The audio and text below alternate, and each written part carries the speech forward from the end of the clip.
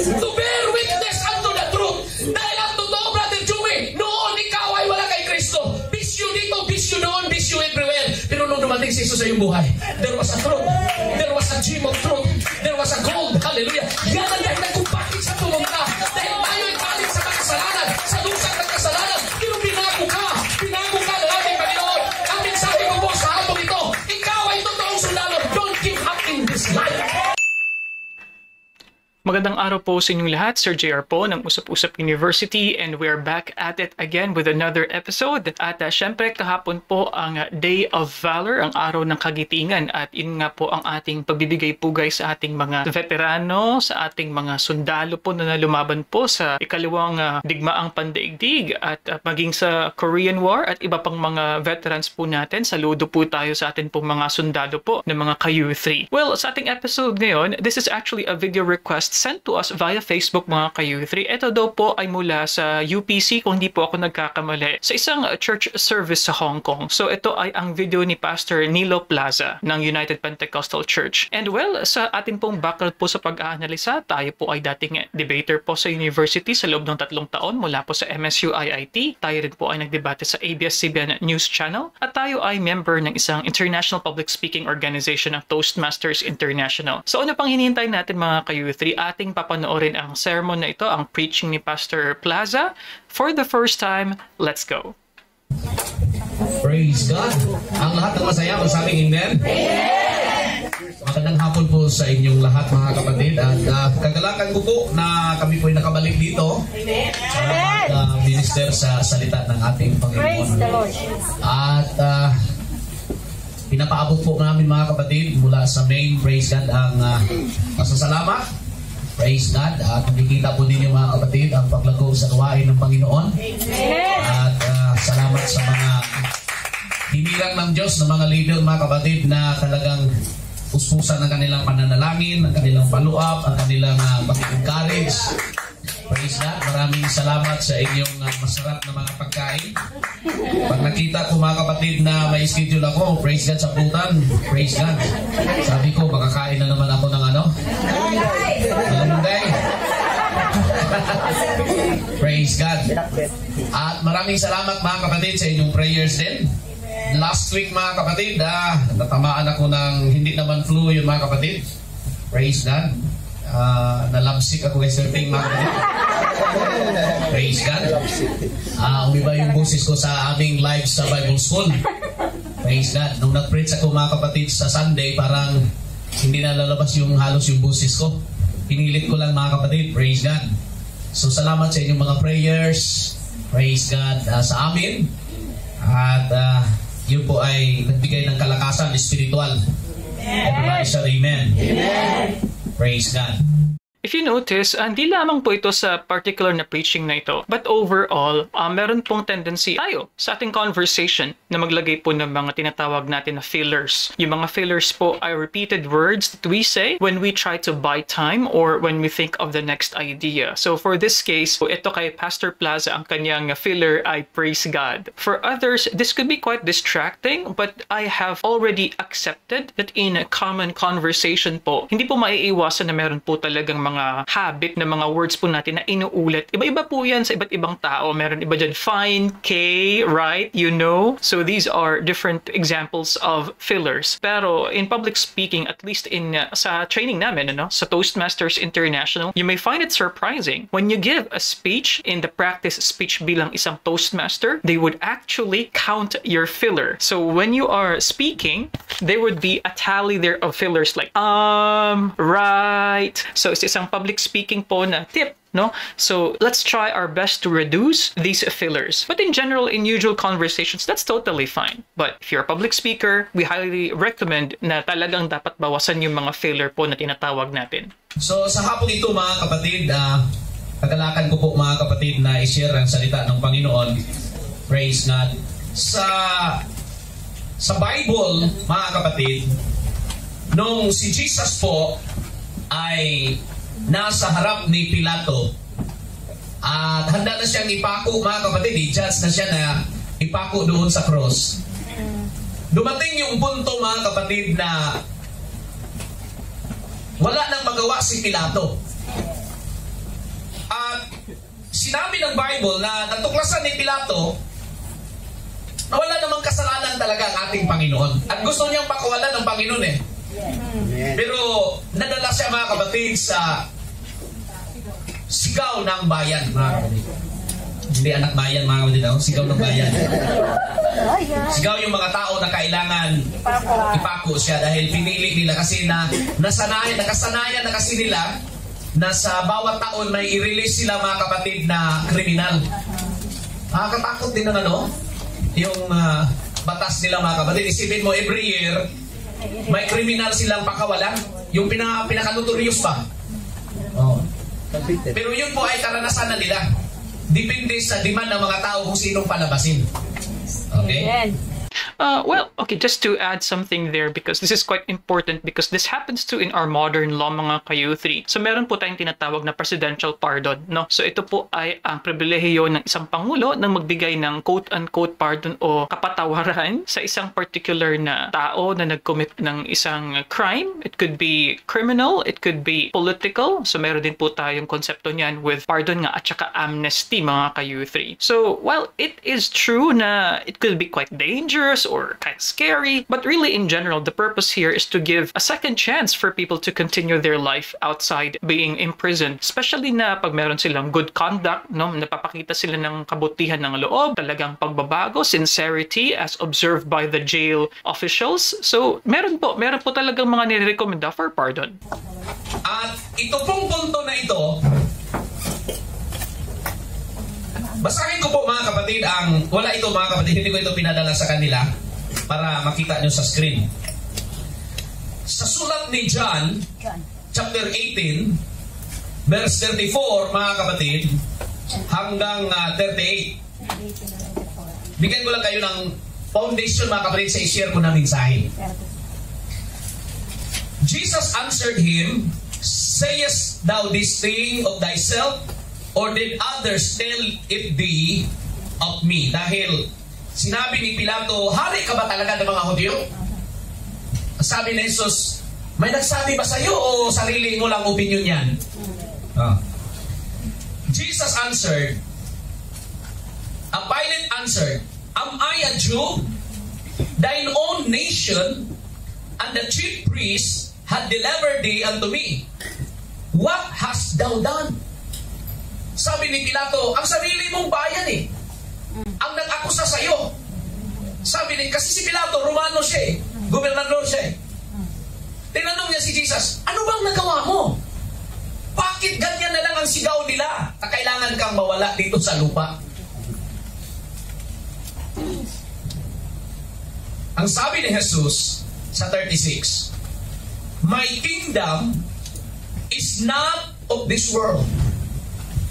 Maliwanag mga kapatid na sinabi ng ating Panginoon na ang kanyang kaharian ay hindi po dito sa sanlibutan. Yes. Kaya kung mamuhay tayo na makasanlibutan, tiyak at maliwanag mga kapatid na hindi tayo makapasok sa kanyang kaharian dahil ang kanyang kaharian ay hindi po dito sa sanlibutan. Yes. So yun ang sagot niya kay Pilato.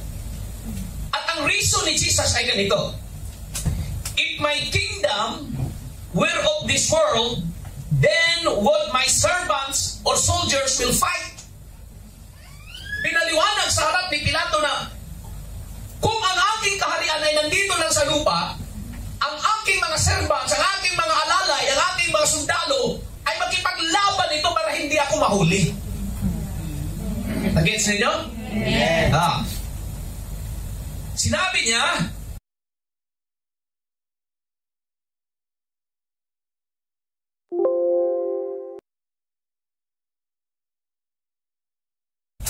"But now is my kingdom not from hence." Pilate therefore said unto him, sa verse 37, "Art thou a king then?" Ano yung unang tanong? Are you the king of the Jews? Sabi ni Jesus, may nagsabi ba sa iyo o sarili mo lang ito? Ano sagot ni Pilato? Hudyo ba ako? Para malalaman ko yan? Ang sarili mong bansa ay nag-akusa sa iyo. Ano bang nagawa mo? sinabi ni Jesus, kung ang aking kaharian ay nandito pa sa lupa, makipaglaban ang aking mga sundalo para hindi ako mahuli. Pero ang aking kaharian ay hindi po dito. Nung narinig ito ni Pilato, sabi niya, hari ka talaga? Nung sinabi ni Jesus, ang aking kaharian ay hindi po dito. Kaya ang paluhap ni Pilato, hari ka ba talaga? Ang sagot ni Pilato, hari ka ba talaga? Art thou a king? Jesus answered, thou sayest that I am a king. Ikaw ang nagsabi na ako ang hari, bakit mo ako baliktarin? Praise God. Ito pa ang sinabi ni Jesus dahil malapit na ang Disyembre. To this end was I born. Sabi niya, sa dahilang ito, ako ay pinanganak. And for this cause came I into the world, that I should bear witness unto the truth. Everyone that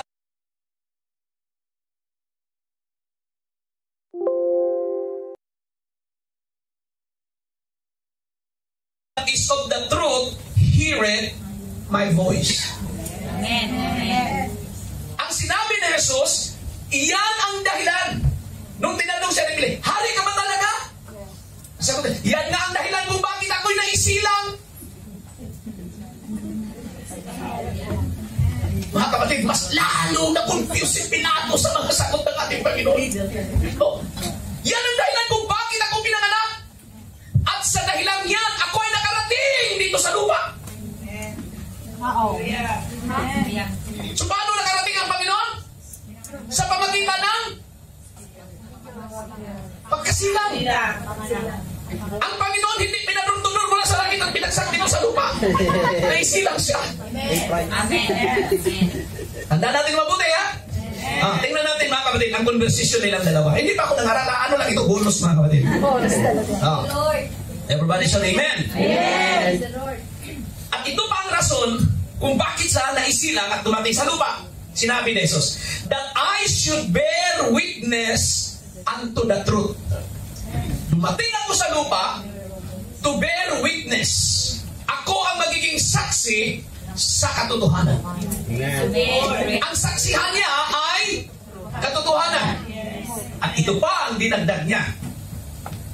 Everyone that is of the truth heareth my voice. Kaya kung magtanong po kayo, Pastor, paano ko malalaman na ako ay nasa katotohanan? Madali lang. Hindi sa itsura. Hindi sa smile. Paano ko malalaman, Pastor, na ako ay nasa katotohanan? Si Jesus nagsasabi, everyone that is of the truth hears my voice. Okay, let's just give a little bit of insight dito sa preaching style ni Pastor. So what I understand here so far is he is telling us the background of what happened between Pontius Pilate and Jesus Christ, no? Yun nga, dahil sino ba ang mas dapat nabigyan ng weight, kumbaga, ano? Dahil sa pagtingin nga doon ni Pilato, ay parang hindi naman ganun ka-major itong ginawang kasalanan ni Jesus Christ as what the others are saying, what the crowd is saying. So dito makikita natin technique, however, ni Pastor Plaza, no? Very theatrical din, and very nice voice, very nice modulated voice, and actually the way he speaks, it really reminds me of Apollo Quiboloy. And sa atin pong past po na reaction, if you remember the last time we gave a reaction to Apollo Quiboloy versus Brother Eli Soriano, and you will actually hear the modulation of his voice. Mahusay na public speaker si Apollo Quiboloy, and I could see a little bit of semblance niyan sa ginagawa dito ni Pastor Plaza. So that gives me the impression na ito ay isang teaching style na tinuturo sa UPC. Yung paraan ng kanilang pagsasalita, pagbibigay ng preaching ay meron talagang ganitong particular na style ng teaching. Malalaman mo na ikaw ay nasa katotohanan pag palagi kang nakikinig sa boses ng ating Panginoon. Pero pag ikaw'y matulog, alam mo na.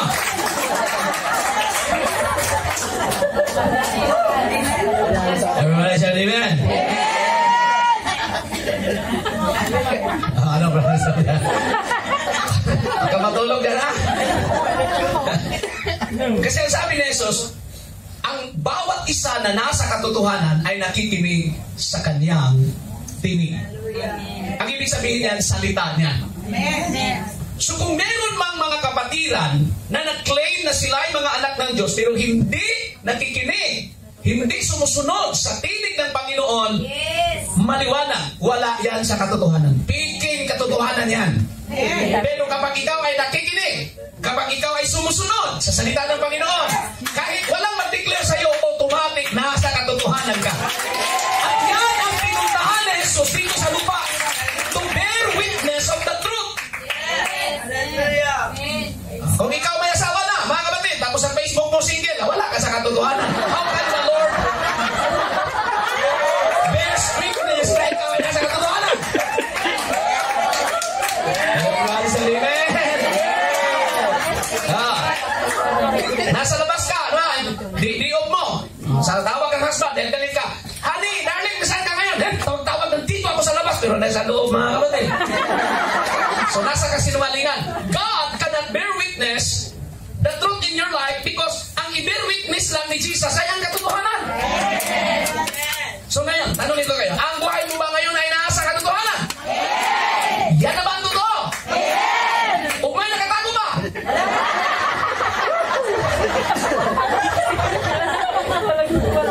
Basta yan ang totoo. The Lord bears witness. Yan ang pinuntahan niya. Yan ang dahilan kung bakit siya sinilang eh. Yan ang dahilan kung bakit siya nakarating sa lupa. To bear witness unto the truth. And Jesus said, I am the way, the truth, and the life. Praise God. Siya ang daan, katotohanan at buhay. Kaya salamat sa hapong ito. Nasa katotohanan ka. Praise God. Meron bang, diot mo ba talaga ngayon? O sumibat ka lang? Diot mo talaga. Praise God. Kasi kung sumibat ka lang sa bahay ng employer, mga kapatid, abang gusto na yun. Praise God. Wala ka sa katotohanan. Okay, before that, I just want this pastor sana, in kumbaga, as he progresses with this preaching, what does he mean really by the truth here? Ito lang ba ay general lamang na katotohanan o ang pagiging tama? What is honest? Yun ba yung ibig sabihin dito ng konsepto ng truth sa kanyang sinasermon dito? And this preaching is about pagiging sundalo daw ni Kristo. So siguro, ito yung kanyang starting point, sa kanyang text. I'm trying to match the title of the theme na pagiging sundalo. And then, so far, dito sa pag-bear witness daw ni Jesus Christ, and this is about the truth. So, tingnan natin mga ka-youth. So far, ito, nire-relate nilang po sa kanya pong audience. Pansinin niyo po, majority po ng mga nasa congregation ay puro babae dahil I'm thinking this is in Hong Kong, and sila po most likely ay mga domestic helpers po. Tandaan po natin, ay nako, ang Hong Kong po may pinakamaraming populasyon ng mga Filipina na mga domestic helpers po. Definitely, it is a proof na talagang mostly women itong congregation dito sa Hong Kong. Dito po sa UPC Church na ito. Everybody's got it. Lahat ng may asawa, nasa kamay? Oh yes, amen. Yan ang totoo? Amen. Praise God. So, mahalin ninyo ang inyong mga husband? Totoo? Master Chima, ang inyong magandang smile, Master Chima. Praise God. Hallelujah. So, kukunin ko mga kapatid ang aking mensahe na isi-share sa inyo sa sinabi ni Jesus na kung ang aking kaharian ay nandito sa lupa, aaway, lalaban, makipaglaban ang aking mga sundalo at mga alalay para hindi ako mahuli. Pero ang aking kaharian kasi ay hindi dito. Kaya na-confuse si Pilato, saan ka ba? Hari ka ba talaga? Praise God. Now, if I will continue to read the story, sinabi ni Pilato, praise God, Pilate said unto him, what is truth? Pero ang tanong ni Pilato, what is truth? And when he had said this, he went out again unto the Jews and said unto them, I find in him no fault at all. Pero bakit napako si Jesus? Kung si Pilato mismo nagsabi, wala akong makitang mali sa kanya. Wala akong makitang fault sa kanya. Pero bakit napako siya? The reason is you. Me is the reason. Kung bakit natuloy ang pagkapako niya.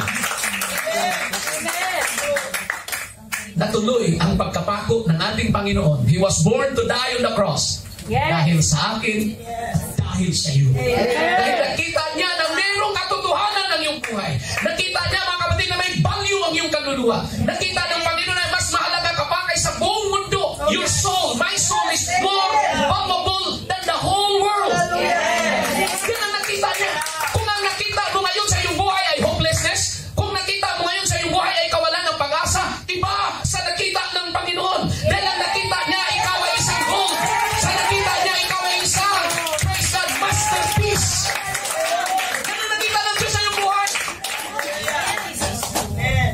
Kung tanungin kita, ano nakita mo sa iyong buhay? Pastor, parang wala pa akong nakita. Pastor, ang nakita ko sa aking buhay, ako ay binabago niya araw-araw. Binabago niya ako araw-araw. Binabago niya ako taon-taon. Wala, hindi ganun ang lyrics sa awit eh. Araw-araw eh. Delikado kung binabago ka taon-taon, mga kapatid. Praise God. Ano kaya ugali natin kung babaguhin tayo taon-taon lang? Praise God. So, marami na ako, mga kapatid, no? Sabi ng ating Panginoon, kung ang aking kaharian ay nandito pa sa lupa, makipag-away ang aking servants, ang aking mga sundalo, para hindi ako ay mahuli. Buksan natin ang ating Biblia at bilang paggalang sa salita ng Panginoon, tayong lahat ay tumayo. Praise God. Sa 2 Timothy chapter 2, mga kapatid, praise God. Verse 3 to 4. 2 Timothy chapter 2 verse 3 to 4.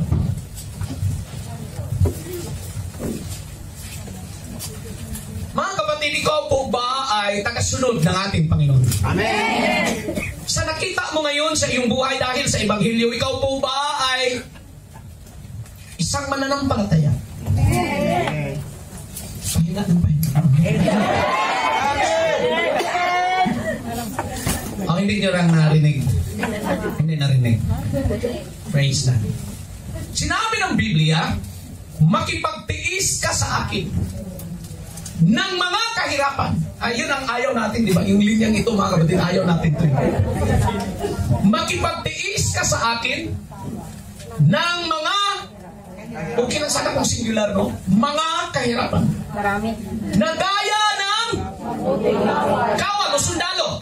Servant. Gaya ng mabuting kawal ni Kristo Jesus. Verse 4. Hallelujah. Ito sinabi, mga kapatid, ng verse 4. Sinumang kawal, ang sinumang sundalo daw, na nasa pagkakawal ay hindi nahalubilo sa mga bagay ng buhay na ito. Itong buhay na ito, hindi ka daw nahalubilo kung totoo kang sundalo. Upang siya ay kalugdan niyaong nagtala sa pagkakawal. May nagpasok sa iyo para magiging kawal ka ni Kristo. At kung sino man yung nagpasok sa iyo sa pagkakawal ni Jesus Christ, dapat yun, mga kapatid, ang palugdan mo. Amen. Kasi siya ang gumastos, siya ang nagsacrifice para makapasok ka sa pagkakawal ni Jesus Christ. Dalhin ko kayo, mga kapatid, sa isang napakaiksing mensahe sa hapong ito. At alam ko, tayong lahat ay mabusog sa salita ng Panginoon. Buksan lamang natin ang ating mga puso. Hallelujah. Praise God. Ikaw ay sundalo ni Kristo. Ang sundalo ni Kristo. Sinabi ni Jesus, ang totoong sundalo niya sa kanyang kaharian, makipaglaban yan. Tatayo yan. Hindi mahihiya. Yan ang sinabi ni Jesus sa harapan ni Pilato. Yugo natin ang ating mga ulo. Merong istorya, mga kapatid, ang lumang tipan, praise God, sa aklat ng Ezekiel. Sa Ezekiel chapter 30, praise God, verse 24 hanggang 26. Praise God. Verse 24, mag-start tayo ng 24 says. Gusto kong basahin natin ito, mga kapatid. Hindi ako, ang mensahe ko po, mga kapatid, ay very short. Pero ako po'y nananalangin, I'm expecting that the presence of the Lord will speak to your heart. Amen. Dahil ang pagpunta mo sa church, ang maging kabahagi sa iglesia ng Panginoon, dapat po nating maintindihan at ilagay sa ating puso. Amen. Na hindi ito basta-basta na tawag lamang. Yes. Hindi ito, mga kapatid, parang parking lot lang natin bilang mga OFW dito sa Hong Kong na pag-diop nandito tayo sa putan. There is a deeper understanding and purpose of it all. Why you understand, why you study discipleship, why you enter in Bible school, why we are here, praise God, in worshiping the Lord. Dahil ikaw ay totoo talagang sundalo. Amen. Mga kapatid, praise God, sino sa inyo may kapatid na nasa military? 1 to 2. Pamilya, mga relatives, cousins. Praise God. Not long ago, nangyayari ang Marawi Siege at maraming mga Marines. Marami tayong mga Ranger ang namatay sa front line. Hindi basta-basta ang buhay sa isang sundalo. Ang buhay ng isang sundalo, mga kapatid, lalo na pagkulang sa kagamitan dahil nakurakot ng mga opisyal, halos ang boots nila, mga kapatid, hindi napapalitan sa 2 taon. Halos ang mga armas nila, mga kapatid, kumakagar pag, praise God, nagja-jam, mga kapatid, ang mga magasin sa kanilang mga armas. Dahil kulang sa budget. Hindi basta-basta ang buhay ng mga sundalo. Nagpapatrolyan sila bawat gabi. Alamin nila kung saan ang lokasyon ng kanilang kaaway. Praise God. Hallelujah. Kapag matiktikan din sila, mga kapatid, at kung merong huda sa loob din nila, sila naman ang i-ambush.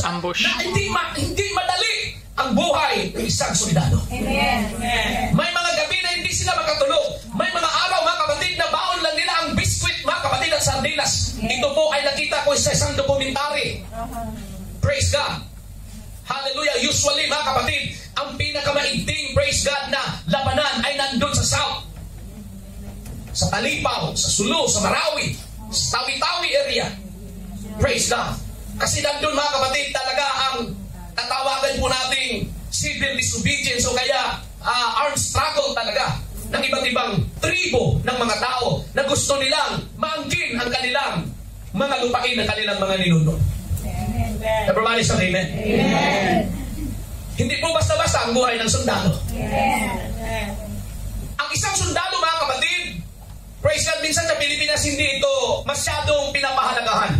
Pero sa Amerika, pag sila, mga kapatid, ay napadala, praise God, sa overseas, hallelujah, sila ay pinapahalagahan. I think I've spotted a phrase that this pastor used earlier. At gusto ko lang pong i-mention kasi gusto ko na mas maintindihan ng mga tao na this is actually a technical political term, no? Sabi niya kasi meron dong civil disobedience. Yeah, if what he means here is yung technical term, which is yung hindi pagbabayad ng buwis, hindi pagbabayad ng mga taxes, ng mga penalty, it is a form of protest in a peaceful way. So technically, ito po ay uri ng protesta, yung civil disobedience na yan. At yan po ay makikita natin sa ginawa ng mga Indian laban sa British rule nung panahon po, ano, na pinangungunahan nga po ni Mohandas Karamchand Gandhi. So, yan po ang tinatawag natin na technical term ng civil disobedience. So, hindi po yan na parang common lang na hindi pagsunod ng mga tao, kaya civil disobedience. But armed struggle, nasabi niya, tama po yun, no? Dahil meron nga talagang pakikibaka gamit ang mga armas. So, yun po, armed struggle, tama po yun. So, kaunting political term lang po, ano? Sa airport, mga kapatid, praise God, sila po ay talagang inaasikaso.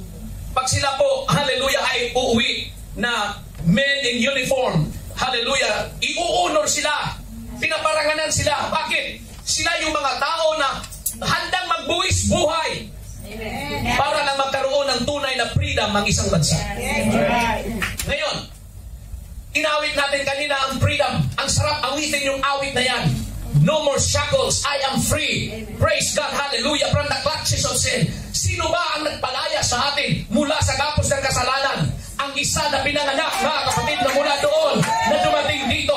Hallelujah, at siya ang mag-bear witness na katotohanan sa sinabi ko sa inyo kanina para magkaroon tayo ng tunay na kalayaan. Pero bago yan, mga kapatid, i-explore natin. Basahin natin ang sulat ni Ezekiel. Ang sabi, ang istorya nito, mga kapatid, gusto kong i-share sa inyo ang setting ng istorya na yan. On these particular verses, sa 24, 25, and 26, basahin ko sa wikang English. Ang isang komentary, mga kapatid, sa mga Bible scholar. On international scene, ang versikulong ito parang international scene. There was a 3-way contest for world supremacy. Assyria ruled the world 300 years. Okay? But this empire was growing weak. Babylon is rising, becomes a fierce challenger to Assyria. Egypt is a world superpower 1,000 years earlier, was so ambitious to extend her influence. But Babylon won the contest about the middle of Prophet Jeremiah's ministry. She ruled the world for 70 years, the same 70 years as the Jew was being captive, hallelujah, in Babylon according to the prophecy of Jeremiah. Pakita ko sa inyo, tatlong mga malalaking empire, nag-contest sila kung sino ang makarule sa buong mundo. Pero nauna na ang Egypt. Ang Egypt ay pagkatulad ngayon sa modernong Amerika, world superpower. 1,000 years earlier, ang Egypt, mas nauna pa sila sa mga Romano, mas nauna pa sila kay Alexander the Great, mga kapatid, ng Greece. So ang Egypt, noong unang panahon, sila ang pinakasikat, superpower country. Pero dumating ang panahon, hallelujah, na umangat din ang empire ng Assyria. Praise God, ang capital which is Nineveh. Kung makita nyo ang istorya sa panahon ni Jonah. Praise the Lord. Ang Nineveh, ang Assyrian Empire, nag-rule siya sa buong mundo for 300 years. Hanggang sa dumating na pumasok ang mga political leaders na mga corrupt. At unti-unting bumagsak ang empire. At ngayon, meron na silang karibal, ang Babylonian Empire na pinangunahan ni King Nebuchadnezzar. Pero may plano kasi ang Diyos according to the prophecy of Jeremiah. Sana magustuhan nyo ito, mga kapatid, na istorya. Praise God. At huwag niyong tulugan ang istorya nito. Baka pagising nyo, mga kapatid, wala na kami lahat. Ngayon, ang sabi ng Diyos, kayong mga Hudyo ang titigas ng mga ulo ninyo. Hindi kayo sumusunod sa salita ko. Ang sinabi ko sa inyo na huwag kayong gumagawa ng Diyos-Diyusan, gumagawa kayo ng Diyos-Diyusan. Ang sabi ko sa inyo na isa lang ang husband at asawa, bakit dinubli nyo? Galit ang Panginoon. Oh. Ang sabi ko sa inyo na huwag kayong mag-aapi sa kapwa Hudyo, ginawa nilang slaves ang iba. Everybody say amen. At sabi ng Diyos, sa bawat Sabat, yung day of rest nila, kailangan walang magluto, walang magsaing, punta na kayo sa synagogue, bawal ang magsindi. Ganun ang batas nila noon. Bawal mag-cellphone. Praise God. Walang cellphone noon, ha? Everybody say praise the Lord. Pero ang mga tao, ano sabi ng Bible? They defile the Sabbath day. They defile the Sabbath day. At dumating sa punto na napakasama na nila, brad, na may istorya doon na ang mga asawa nila pinili-exchange. Mr. Ping, hindi talaga kita ipagpalit.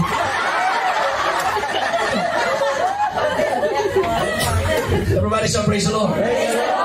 Okay, before we continue mga kayuyatin, so makikita mo rin po dito talaga yung experience po ni Pastor Plaza sa kanya pong pakikitungo sa congregation, calling people by names. For others, they may interpret this as pagkukwento, pagbibigay ng karanasan, pero really in preaching, or at least in that regard of public speaking, kailangan din kasi na relatable po tayo. Ano po, kinakailangan, we have to communicate na kung saan bawat tao ay makakaintindi or at least maliliwanagan sa pamamagitan ng pagbigay ng halimbawa, pagbigay ng mga information na makaka-relate o makakaintindi dahil kapareho ng karanasan. Calling someone in the middle of his speech, Sister Ping or Brother something. So that's one way of getting the attention of everyone dahil most likely they know who is Sister Ping. They know who this particular brother is. Tinitrendin yan ang word. Tinitrendin nila mga kapatid. Nagalit ang Diyos. So anong ginawa ng Panginoon? Nagtigas ng ulo ninyo. For 70 years, maging bihag kayo doon sa Babylonia. Ito namang hari na si Sidikaya, ayaw maniwala sa prophecy ni Jeremiah. Kalabanin natin si Nebuchadnezzar. Sabi ng Diyos, huwag na kayong lumaban, tapos na ang desisyon ko dito sa langit. Sumama na lang kayo para hindi kayo mamatay. Inagalit ang hari sa preaching ni Jeremiah. Dahil ang preaching ni Jeremiah, kayong lahat matalo, kayong lahat papatayin kung makipaglaban kayo. Isipin mo. Mga kapatid, ano ang feeling ng tagaputan kung pupunta ako dito? Ako naka-assign ng preacher. Kayong lahat ma-terminate. Kayong lahat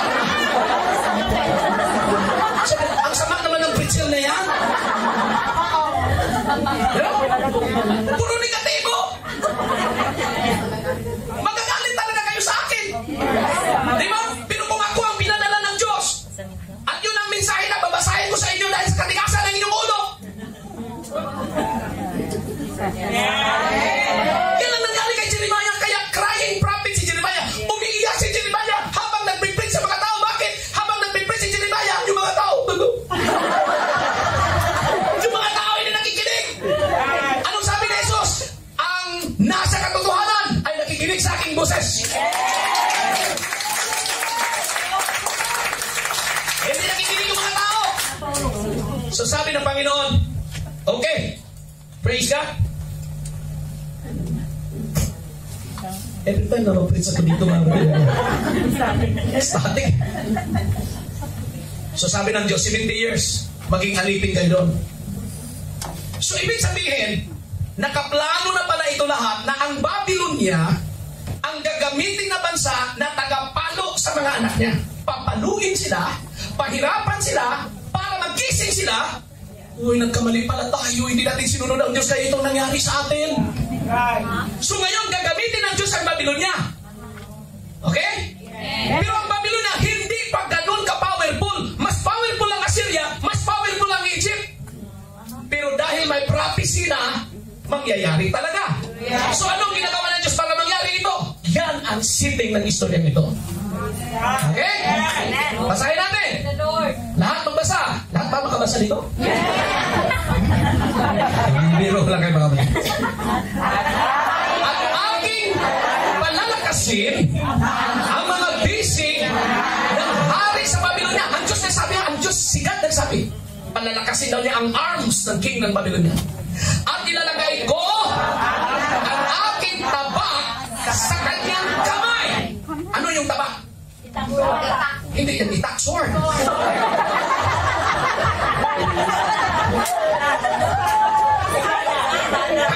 Ilocano. Sword, tabak. Ngunit, aking babaliin ang mga bisig ni Paraon. Sino si Paraon? Ang hari ng Egypt. Babalian ng Panginoon ang kanyang bisig. Tapos ang bisig ng hari ng Babylonia, palalakasin niya, bigyan pa siya ng taba sa kanyang kamay. Grabe ha? At siya'y dadaing, yung si Paraon dadaing sa harap niyaon ng mga daing ng taong nasugatan ng ikakamamatay. So magreklamo si Paraon dahil ang kanyang kingdom, mga kapatid, ay talagang mawasak.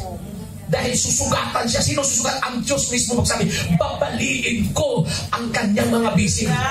Pero ang bisig ng Babylonia, dito mga Hudyo, mga unbeliever, yan sila lahat. Pero sabi ng Diyos, bigyan ko siya ng tabak. Yung sariling tabak, ibigay ko sa kanyang kamay. Ano mangyari sa verse 25? Praise God. Basa.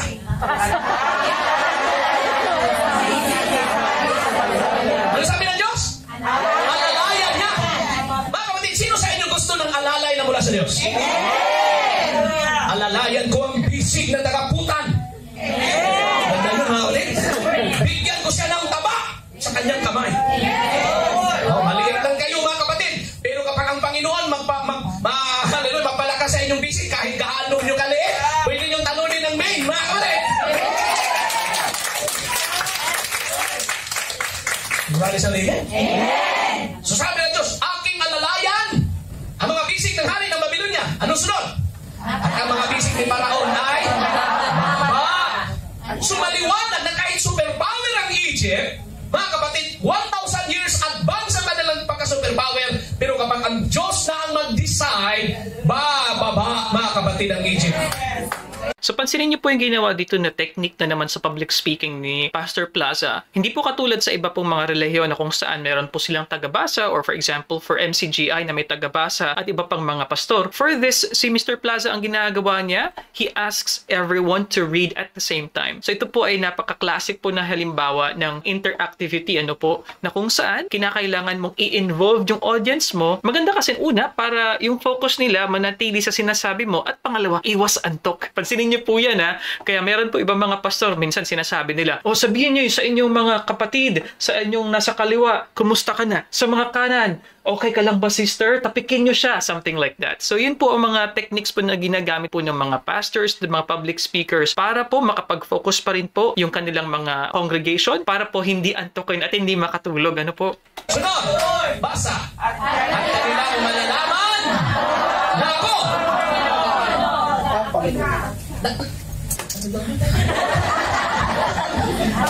Ang ating malalaman at kanilang malalaman na ako ang Panginoon. Kailan nila malalaman? Pag sila ay ibaba. Nung nasa taas pa, kilala ang Diyos. Nung sila ay bababa, malalaman nila na ako ang Panginoon. Yung mga tao na kapag meron pang maraming kayamanan, marami pang magagawa sa buhay, walang sakit malakas, hindi makakilala ng Panginoon. Pero pag may sakit, mga kapatid, at doon din bumababa, mga kapatid, ang pera sa bangko. Pastor, pray over pa po. Matatawagin sa Panginoon. Everybody shall praise the Lord. Hallelujah. Pagka aking ilalagay ang aking tabak sa kamay ng hari ng Babylonia, malalaman nila na akong Panginoon. Kung ilagay ko na ang sarili kong tabak, yung personal sword ni God, ibibigay niya sa hari ng Babylonia. Na dati sa figurative speech, is a literal sword. It means favor. It means praise God. Yung pag-alalan, yung pag-bless niya. Okay? At kanyang iunat sa lupain ng Ehipto. Isipin mo, yung tabak na ibinigay ng Diyos sa kamay ng Babylonia, iunat niya. Hindi sa sila, iunat niya doon sa Egypt. Inapakalayo. Tingnan niyo sa Google Map. Ang Babylon is Iraq. Egypt, napakalayo ang Egypt. Pero kayang abutin kapag ang Diyos ang nagsalita. Verse 26. At aking pangangalatin, i-scatter niya ang mga taga-Ehipto. Kasi, ganito bang nangyayari? Nung nakungkir ang Judah at nakungkir ang Samaria, nagpalakpakan itong mga Arab world.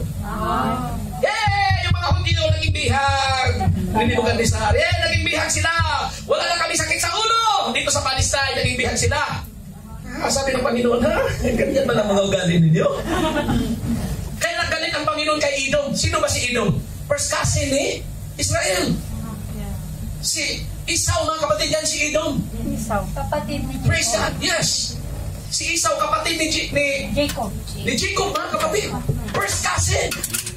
Nung nagkahirap-hirap si Jacob, yung Israel, ang mga Edomites, nagtatawanan. Aba, mga kapatid, hindi natutuwa ang Diyos. Pag meron tayong kapatid, mga kapatid, na nahihirapan o kaya nasasuffer, ay huwag kang tumawa. Huwag kang mabitaw ng salita. Mag-ingat tayo, mga kapatid. Praise God sa ating mga kadugo, sa mga cousin, mga kapatid, kapamilya, mga kapatid, na minsan noon, terror na terror sa iyo, tapos ngayon, mga kapatid, parang gumagapang na lang, huwag kang magbitaw ng salita. Mas mabuti patulungan mo yan. Dahil kapag i-mark mo, mga kapatid, ang kanilang sitwasyon, pagtawanan mo, maging katulad tayo sa istorya sa Edom. Dahil nung nakungker, mga kapatid, at pinatay ni Nebuchadnezzar ang karamihan mga sundalo sa Judah, ang Edom nagtawanan sila. Sabi ng Panginoon, ganyan pala ang ugali nyo, magkapatid lang kayo. Binalikan sila ng Diyos at sila na naman ang na-scatter. So ngayon, aking pangangalatin ang mga taga-Ehipto sa gitna ng mga bansa at pananabugin ko sila sa mga lupain at kanilang malalaman na ako ang Panginoon. Huwag natin antayin na malalaman natin ang Diyos sa gitna na tayo'y sirang-sira na. Huwag nating apaabutin yun na saka pa natin malalaman ang will ni God, mga kapatid, kung tayo'y umiiyak. Ngayon pa lang, hallelujah, sinabi ni Jesus, ang aking mga tupa ay nakikinig sa boses. Praise God, ngayon pa lang na meron tayong lakas. Ngayon pa lang na meron tayong magandang trabaho. Ngayon pa lang na nandito tayo sa abroad. Pasalamatan na natin siya. Sundin na natin siya, mga kapatid. Everybody say praise the Lord. Kailan nagwagi ang Babylonia? Nung ibinigay ng Diyos ang taba sa kanyang kamay. Kapatid, walang sundalo na walang sandata. Nakakita ba kayo ng sundalo active duty na walang armas? Wala. Lahat ng sundalo na nasa frontline, hallelujah, halos 2, 3, or 4 full battle gear, mga kapatid. Praise God, hallelujah, ang kanyang bitbit na halos hindi na siya makalakad sa bigat, mga kapatid, ng backpack, ng bala. Praise God, o ng tripod, kung yan ay machine gun, mga kapatid. Ito sinasabi na dito ni Pastor Plaza, yung patungkol sa mga sandata, sa weaponry na meron tayo. So, I am thinking na most likely, the next part of this preaching, he will be mentioning about yung belt of truth, helmet of salvation po ba yun? So, I'm waiting kung paano niya po ita-tie up yan, and why do we have these kinds of weapons with us? Because I remember, this is quite a classic, preaching patungkol po sa yung mga weapons nga na kinakailangan nating suotin. So, tingnan natin, dahil we are more than halfway na po ng kanya pong preaching. Ang isang 50 kaliber na singgan, halos 50 kilos yan. Yan ay karga na isang sundalo kung saan ang labanan. Pagdating doon, nagtakbuhan na. Karga na naman mga kapatid. Ang 60 kilos na masinggan, kung saan bundok, takbo na naman, karga na naman. Sinabi ng CEO, praise God, di ba tayo doon sa kabilang bundok? Ang mga sundalo, batas nila, never complain. Yan ang sundalo, hindi na complain ng sundalo. Kasi kung may sundalo na complain mga kapatid, bakit ka pumasok sa mga sundalo? Kaya kung ikaw ay sundalo ni Kristo, ang totoong sundalo ni Kristo hindi na complain. So yung hindi pumapalakpak, ano kayo? Sige, kapag kayo.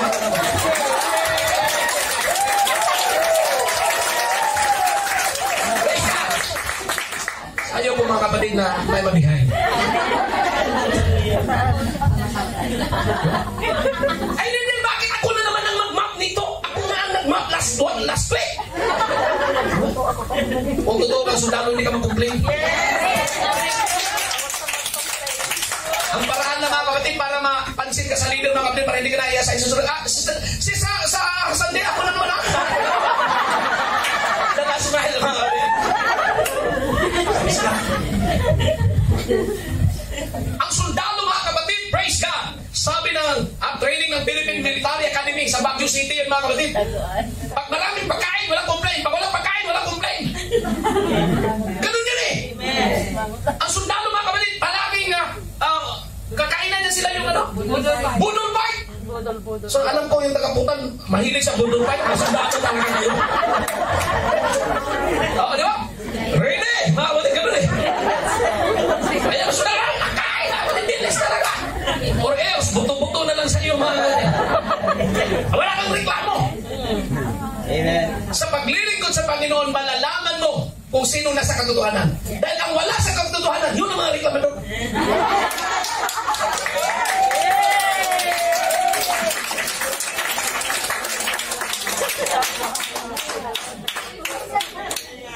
Bakit ba yung sound natin malakas? Bakit ba yung malakas? Bakit ba yung malakas? Bakit ba yung malakas? Ang nilagyan na dito. Bakit ganyan ba ang kulay?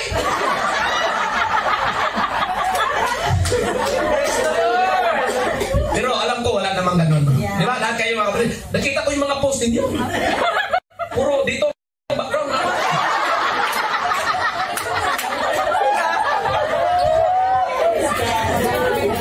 Everybody say praise the Lord.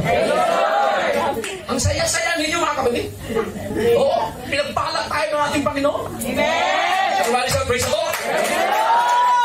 So balikan natin mga kapatid, ang sulat ni Pablo kay Timothy patungkol po sa isang kawal. Dahil ang isa sa larawan talaga sa kawal ni Kristo ay ang pagtitiis. Yes. Ang salitang pagtitiis parang ayaw natin. Ayaw ko nang magtiis. Nagtiis pa ako, pastor, sa relasyon. Nagtiis ako ngayon sa amo. Nagtiis ako sa Bible school. Hanggang saan ang pagtitiis? Yan ang totoong sundalo mga kapatid. Dapat malaman mo sa apong ito. Makipagtiis. Ang lahat masabing makipagtiis. Ang ibig sabihin ng makipagtiis, ibig sabihin, you do it voluntarily. Hindi ka napilitan ba? Di ba? Kung mag-arrange ng upuan, hindi mo naman mga kapatid na schedule, makipag-arrange.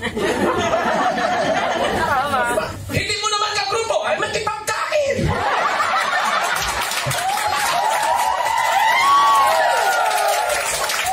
Pastor, ang ulam nila ganito, makipagtiis.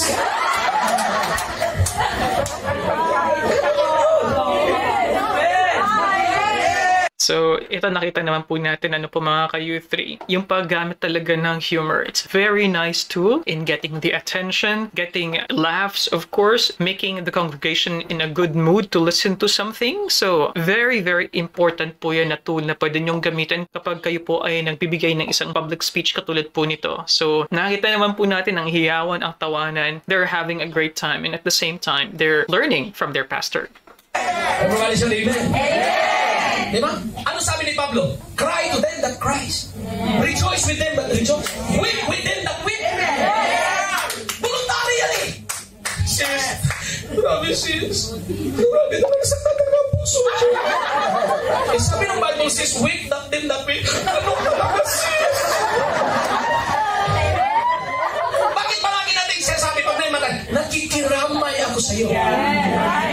Thank you. Ano yung nakikiramay? Minsan sa atin morning down, pero grabe yung tawanan natin, grabe yung bibo natin. Kasi ang totoong nakikiramay na sa morning dapat sad mood, mga kapatid. Nakikiramay ako sa iyo. Pwede ba tayo mag-selfie?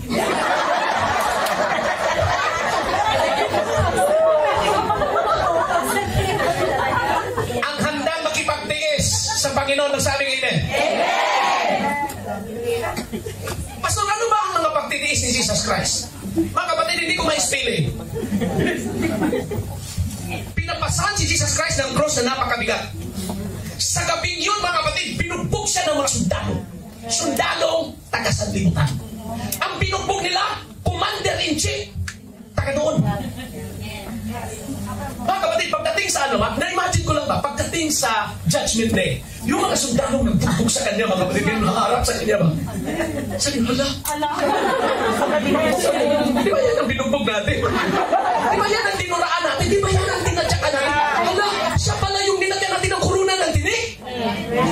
Huli na ma-realize at manginginig sila sa takot na yung binugbog pala nila, yung tinatsakan nila, mga kapatid, yung pala, mga kapatid, ang judge of all the quick and the living.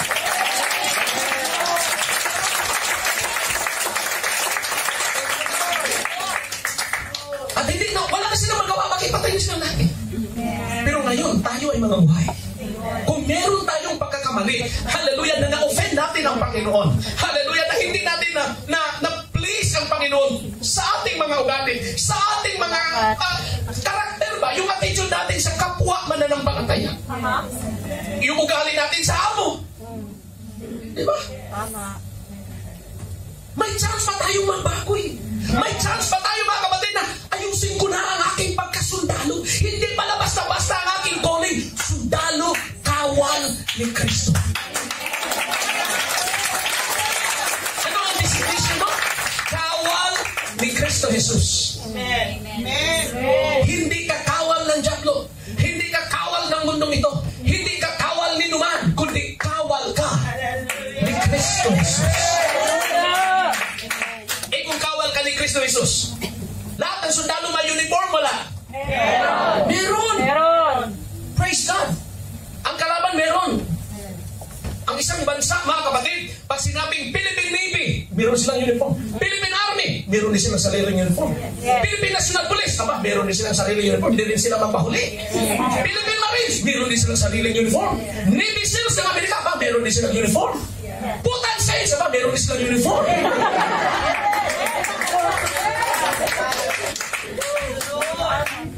Alam mo ba ang uniform ng mga sundalo ni Kristo? Katuwiran at kabanalan. Paniwala sa amen. Katuwiran at kabanalan, yan ang ating uniform. Within ba kung basahin mo ang Ephesians chapter 6, hallelujah, ang ating weapons, mga kapatid, na dapat isuot natin, may helmet din tayo eh. Yun na. Oh, yun nga po, no? Like what I said, so this is quite common that I would hear when we talk about being a soldier. So ito yung sinasabi po natin kanina nga, what? Belt of truth, helmet of salvation, may breastplate pa yan eh. So marami po yan, marami, may sword pa nga yan eh. Ano yung helmet natin? The helmet of salvation. Walang sundalo na walang nag-helmet. Ang helmet malaking tulong. Pag ikaw, mga kapatid, ay matamaan ng bala sa helmet, dadapyas ang bala. Kung hindi man mapuruhan, mga kapatid, yung helmet mo at least. Pag ikaw ay driver, na balintong, mga kapatid, yung motor. May helmet. Ang helmet malaking tulong. Yes. Alam mo ba, mga kapatid, ang isang testimony na hindi ko makalimutan. Sister Deliwick, praise God, sa Butuan City. Sakay sila ng tricycle, mga kapatid. Sakay sila ng tricycle. Walang helmet. May pasahero ba na nag-helmet? Wala. Pasahero, ordinaryong pasahero lamang sila. Sakay ng tricycle. Ang problema, pumasok sila ng National Highway. Pagpasok sila sa highway, humarurot yung bus, mga kapatid. Binunggo, mga kapatid, yung tricycle nila. Napalitan yung tricycle nila, mga kapatid. Pero alam niyo ba kung anong nakapag-save sa kanyang ulo? Buhok. Ang buhok niya na ginawan, mga kapatid, na Band. band dito sa ulo. Yung buhok niya, mga kapatid, ginamit ng Diyos para ma-save at hindi mabiyak yung ulo niya doon sa kalsada. That was the greatest testimony of her life. At ang husband niya na nahulog, mga kapatid, nagtataka siya. Bakit nandun na daw siya sa gilid ng kalsada? Sabi niya, parang may nagbuhat sa akin in just a twinkling of an eye. May kumuha siya kay mga kapatid at nilagay siya doon sa gilid ng kalsada. These are angelic. The angel of the Lord. Why? Sabi ng Book of Hebrews, ikaw ay sundalo ni Kristo. At nandito tayo sa lupa, mga kapatid. Ano ang papel natin dito sa lupa, pastor? Na habang buhay pa po tayo, inutusan tayo, go ye therefore and preach the word to every creature. Ang utos ng ating commander-in-chief na ipangaral ang salita niya, i-share ang plan of salvation. Yes, amen. Ang pagligtas, hindi na natin trabaho. Trabaho yan ng Diyos na ikunbik ang puso ng isang tao. Ang trabaho natin, ipasa lang ang informasyon, ang good news, ang gospel sa lahat ng tao. Yan ang trabaho bilang isang sundalo ni Kristo. Pero tandaan niyo ito, na habang tayo'y nangangaral bilang mga OFW sa ibang bansa, malayo sa pamilya, yes, totoo yan mga kapatid. At mas lalong mahirap ngayon ang pag-uwi at pagbalik. Yes, that's right. Pero dahil sundalo ka ni Kristo at hindi ka tagalupa, He is.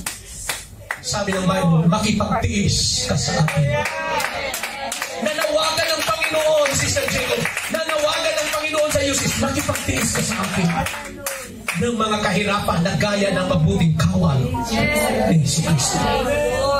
Alam ko mga kapatid, iba-iba ang struggle natin. May iba struggle sa puso. Walang heart problem kundi pag-ibig, relation. Hindi naman dumami yung kolesterol, kundi dumami ang kolesterol ng pag-ibig.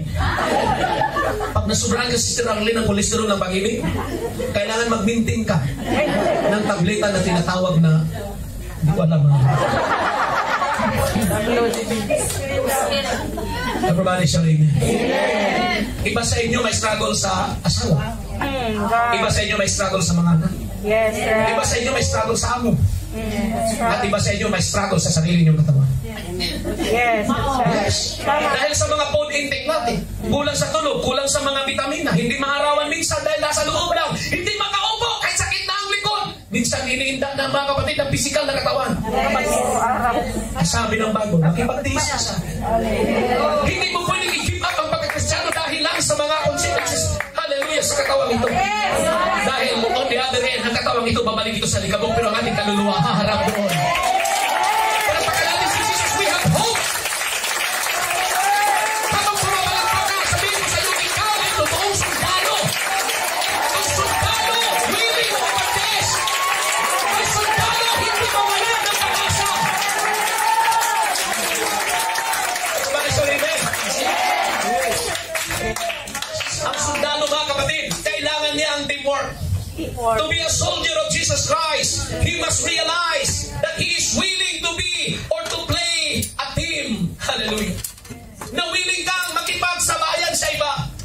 Ang girang ito ay hindi ito pwedeng talunin lamang at magwawagi ka na parang lone soldier ka, mga kapatid. Huwag niyo na akong ipaluap, huwag niyo akong ipag-pray, kaya ko to. Mga kapatid, hindi ganyan ang structure, hindi ganyan ang karakter sa isang totoong sundalo ni Kristo. Na kahit feeling mo ngayon na strong ka sa faith, hallelujah, sabihin mo pa rin, I need your prayer. I need your prayer. Kailangan ko presensya mo dito. Pag nakita kita, parang na-revive ako. Pag nakita ko ang glory ng Panginoon sa iyo, habang tumatayo ka sa pulpit, sis, ikaw ang naging inspiration ko. Hindi mo lang alam ngayon. Hindi mo lang alam ngayon na may mga tao nakatingin sa iyo at ikaw ay naging inspiration nila. Isipin mo kung mawala ka dito, mga kapatid, sa company, praise God, in the company of soldiers of Jesus Christ. Hahanapin ka na saan na yun si ano. Yun ang nagbigay sa akin talaga ng inspiration. Yan ang nagbigay sa akin ng kalakasan. Ako ay din siya ng discipleship. Nakikita ko sila mga estudyante nagiging kalakasan ko dahil sila ay nakipagtiis sa akin. Hallelujah. Church of the Living God, sabihin ko sa iyo, sinabi ng Panginoon, hindi ako tagalupa. Ang aking kaharian ay nandun sa langit. Hallelujah. At nangako siya, ako'y babalik ulit. Balikan ko kayo. Amen. Handa na ang inyong bahay doon. Handa na ang inyong lugar doon.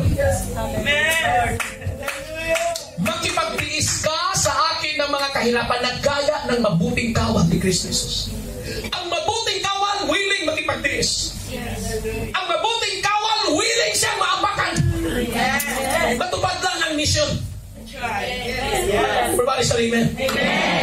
Mga kapatid, hindi yan lang sa film, hindi lang sa film yan. Sa totoong buhay, kahit sa Afghanistan, kahit sa Iraq, mga kapatid, may mga Marines talaga na willing silang, praise God, i-jump nilang kanilang katawan sa IED o kaya sa mga dinamita o kaya sa mga hand grenade, maprotektuhan lang ang buhay ng kanilang kapwa sundalo. At mag-receive sila, mga kapatid, ng Medal of Valor sa kanilang mga citation, kahit posthumous award. Yung posthumous, mga kapatid, ibig sabihin patay na sila. Ang award nandun na lang sa kanilang mga magulang. At ang citation, presidential award. Bakit binagyan siya ng award? Dahil nung hinagis ang Granada, ang sundalong ito, pastor, tumakbo doon sa Granada at doon siya nagpatirapa ang Granada sa harap ng kanyang dibdib para pagputok, hindi maputukan ang kanyang mga kasamahan. Maraming istoryang ganyan, heroic act, na kahit mga aso, yung mga kinaindog, mga kapatid, sila yung naputukan sa mga IED, naligtas ang mga sundalo. At kinikilala sila ng government, ang mga kinaindogs, mga kapatid. Ikaw, lampas ka pa sa kinaindog. Ang buhay mo, ang buhay natin, mga kapatid, mas mahalaga pa kayo sa kinaindog. Sinabi ni Jesus, ito ang dahilan kung bakit ako'y naisilang. To bear witness unto the truth. Dahil ang totoo, Brother Joey, noon ikaw ay wala kay Kristo. Bisyo dito, bisyo doon, bisyo everywhere. Pero nung dumating si Jesus sa iyong buhay, there was a truth. There was a gem of truth. There was a gold. Hallelujah. Yan ang dahilan kung bakit siya pumunta. Dahil tayo ay paling sa kasalanan, sa lusang ng kasalanan. Pero binago ka ng ating Panginoon. Ang mensahe ko po sa atong ito, ikaw ay totoong sundalo. Don't give up in this life.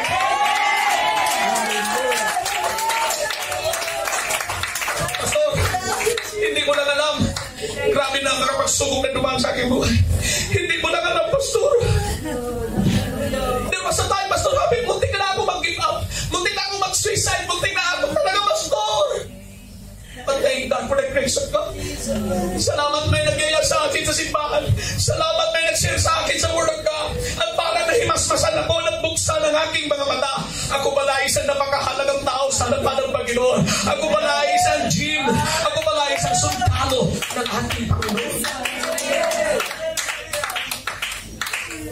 You know, what is the nice juxtapositioning dito, no? On how worthless we are as human beings dahil tayo ay mortals. Tayo ay laman, tayo ay may katapusan ng ating existence sa mundong ito. But on the other hand, the Bible, at least on what this pastor is saying, is that God is looking at us like a gem, like a very valuable thing. So, napakagandang juxtapositioning niya, no? Kumbaga parang polar opposites. Tayo ay walang silbi, isang worthless servant, isang basahan, pero on the other hand, there is value to us. That's a very nice thing to think about. It gives us more purpose in life when we think of it that way. And the reality is, while for others who don't believe in God, they may think na ito na yung buhay ko when I end and then that's it. For people who have faith, that's the beauty of it because they may see that we are not just living kung ano lang yung meron sa mundong ito. There is an afterlife. And I have mentioned this over and over again, mga kayuti, sa iba pa nating mga video reactions. In a way, this is one of the main advantages of believing in a particular religion.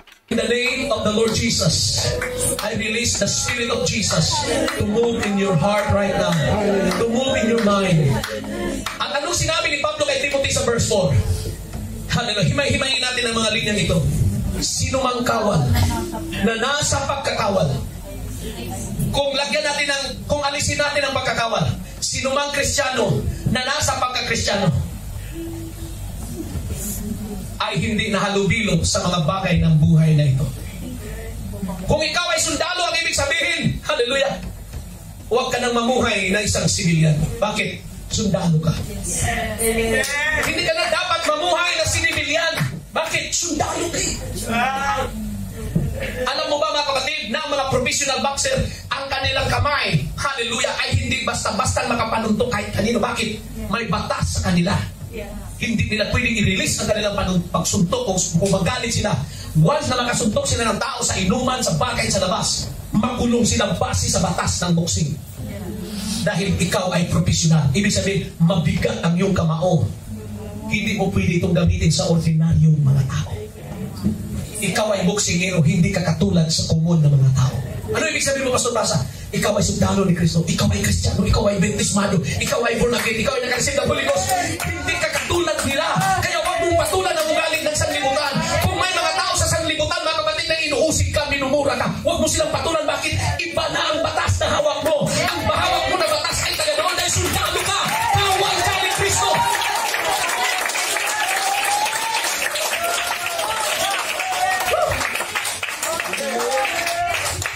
Magpakumbaba tayo, mga kapatid. Makipagtiis ka. Hindi na natin ihalubilo. In other words, do not mix your life to a civilian life. Why? Yes, that's why. You are a Christian. You are a born-again Christian. Amen. Ugali mo, pananamit mo, pananalita mo, praise God, yung character mo, yung work ethic mo, yung prayer life, yung Bible reading mo, wala yan sa labas. Wala yan sa mga taong unregenerated. Bakit? Hindi sila sundalo ni Kristo. Kaya ang sabi ni Pablo, upang siya'y kalugdan, niya ang nagtala sa pagkakawal. Kung sino man ang nagpapasok sa iyo, ngayon ang tanong, sino bang nagpapasok sa akin para ako'y magiging kawal ni Kristo? Ang Ama na nasa langit. Yes. Ano sabi niya? You did not choose me, but I choose you. Yes. Si Jesus nagsabi, you did not choose me, but I choose you. Ano ba ang nakita ng Panginoon sa iyo? Bakit pinili niya tayo? Ano ba ang nakita ng Panginoon sa atin? Bakit niya pinili tayo? Sinabi niya, that ye may bear fruits, and your fruits shall remain.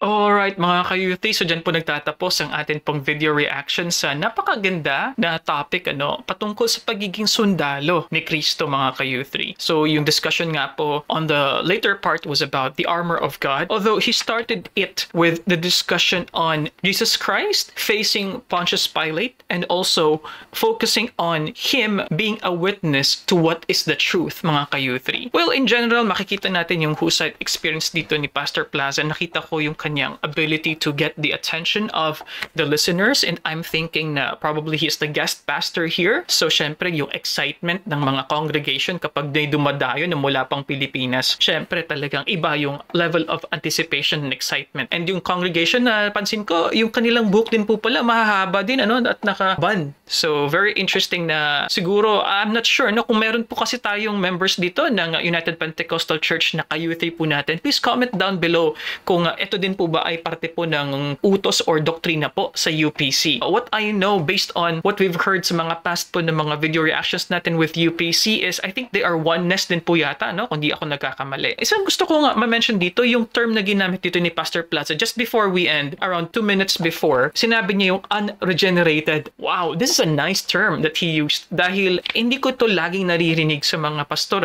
So what I would always hear are unbeliever, non-believer. But here, he mentioned unregenerated. Ibig sabihin nito yung hindi pa spiritually na-convert or hindi nagkaroon ng spiritual revival. Yan po yung meaning ng unregenerated. So yun po yung ginamit na term ni Pastor Plaza kanina. Napansin ko rin po na the crowd was quite emotional at the last part when the pastor was talking about pagtitiis. So I could hear members crying, siguro dahil nga sa pangungulila at sa idea syempre ng pagtitiis at ng difficulty being an OFW mga ka-youthie. And some things na gusto ko rin po i-mention, however, I'm looking for more discussion sana on the armor of God. Pero medyo parang pahapyaw lang po kasi Gusto ko sanang explain pa niya, kunwari, belt of truth, what does it mean? Helmet of salvation, what does it mean sa ating panahon ngayon? And why nagkaroon ng ganitong analogy? So kasi ito sundalo ito nung panahon when the Bible was written. So ano yung implication ng mga sandata na mga armor na ito na meron ang isang Kristiyano? So medyo nakulangan lang po ako doon mga ka-youthie. In general, the preaching was interactive. It was well accepted by the congregation. conversation. And